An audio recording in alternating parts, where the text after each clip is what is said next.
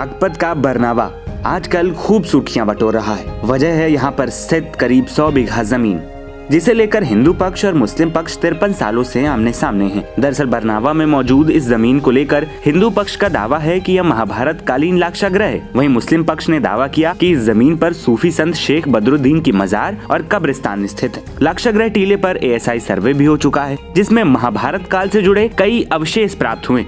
इस 53 साल पुराने केस में अब कोर्ट ने फैसला सुनाते हुए इसे हिंदू पक्ष को सौंप दिया है। अब कोर्ट ने जजमेंट दिया इस बात के लिए कि ये जो है ये कोई वो नहीं है, कोई कब्रिस्तान नहीं है, ये लाक्षागृह है, ये प्राचीन काल से है, ये महाभारत काल से है और ये महाभारत काल का ही ये सब मोनूमेंट्स वगैरह जो हैं, जो चिन्ह होते हैं, प्राचीन चिन्ह जो होते हैं वो हैं मौके पर जो है।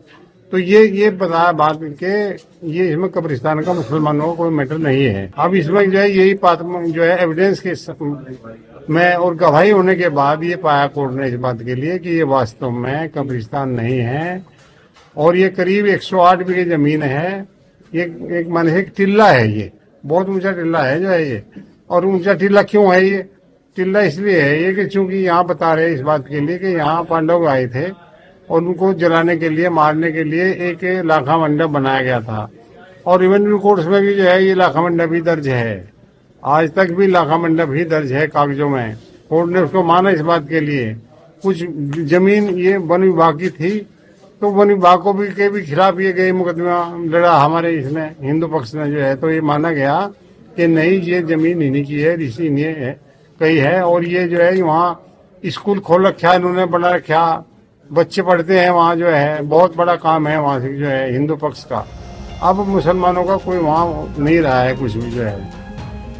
साल 1970 में बरनावा निवासी मुकीम खान ने वक्फ बोर्ड के पदाधिकारी की हैसियत से मेरठ की सरधना कोर्ट में एक वाद दायर किया था, जिसमें उन्होंने ब्रह्मचारी कृष्णदत्त महाराज को प्रतिवादी बनाया था। कृष्णदत्त महाराज लाक्षागृह गुरुकुल के संस्थापक थे। इस वाद में मुकीम खान ने दावा किया कि लाक्षागृह टीले पर एक मजार और बड़ा कब्रिस्तान है और यहीं पर शेख बदरुद्दीन की मजार स्थित है। इस मामले में प्रतिवादी पक्ष का दावा था कि ये स्थान महाभारत काल से जुड़ा है। यहीं पर दुर्योधन ने पांडवों को जिंदा जलाने की साजिश रची थी, जिसके बाद पांडव एक सुरंग से बचकर निकल गए थे। ये सुरंग आज भी यहाँ मौजूद है।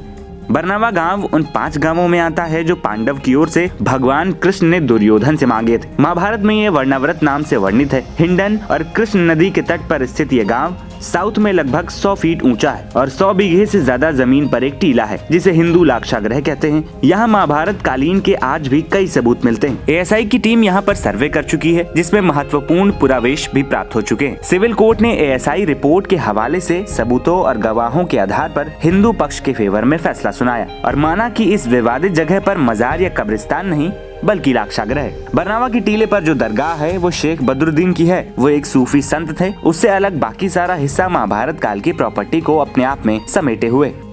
एक गुरुकुल भी यहाँ लगभग 60 सालों से चल रहा है। यहीं पर आचार्य बालकृष्ण जी ने साधना की और लगभग 800-900 सालों तक पूर्व सूफी संत शेख बदरुद्दीन ने भी अपने जीवन की अंतिम साधना यहीं इसी टीले पर की थी। NBT ऑनलाइन की रिपोर्ट।